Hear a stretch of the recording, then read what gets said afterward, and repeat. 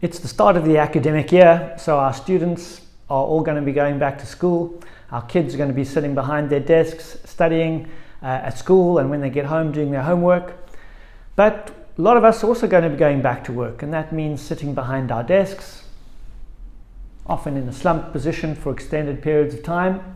We take stats from all our new clients, and most people are sitting 8 to 9 hours a day, most for at work, but for long periods. And it's a sustained sitting that's causing not only damage to the spine, but it has a profound effect on our metabolism and how even our brain function works. So today I'm going to talk about the opposite of sitting. Well, the first opposite of sitting is standing up. So just getting up is going to make a difference to the way that your spine loads and how the nerves in your spine are going to be sending signals to the brain. So standing up is great, and moving is even better. What I'm going to do is also show you some little stretches to help take the pressure and stress off some of the muscles that have been in that shortened position.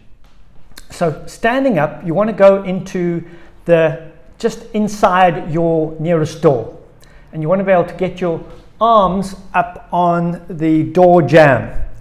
This is because when we're sitting down, our shoulders tend to roll forward as our spine, mid-back starts to round.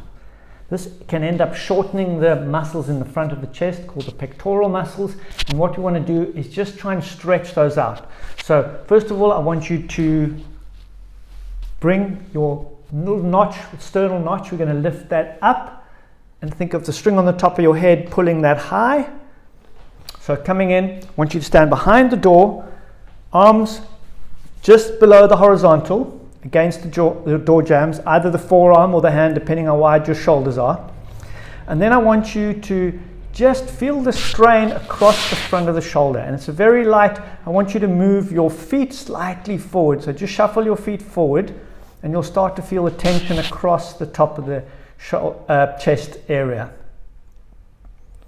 Be careful when you're doing this not to poke your head forward and lean through with your head, because that's what we're trying to avoid.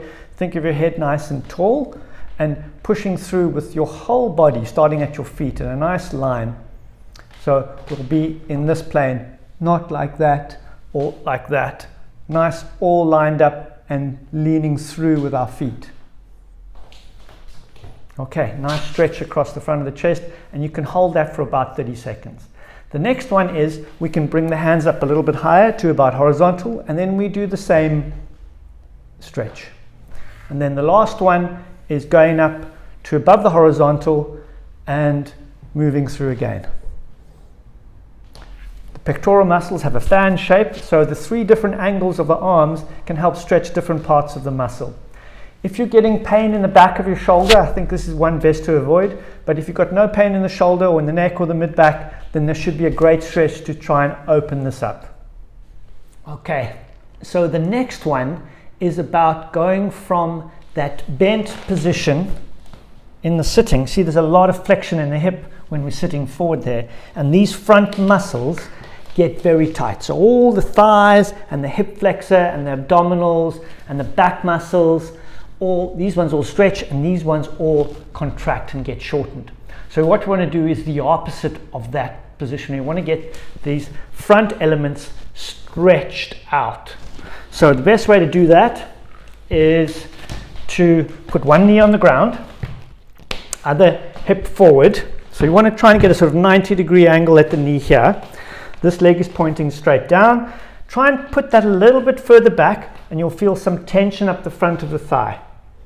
Now we want to get that elongated posture again, nice and tall. Draw yourself up this way and gently push the hips forward.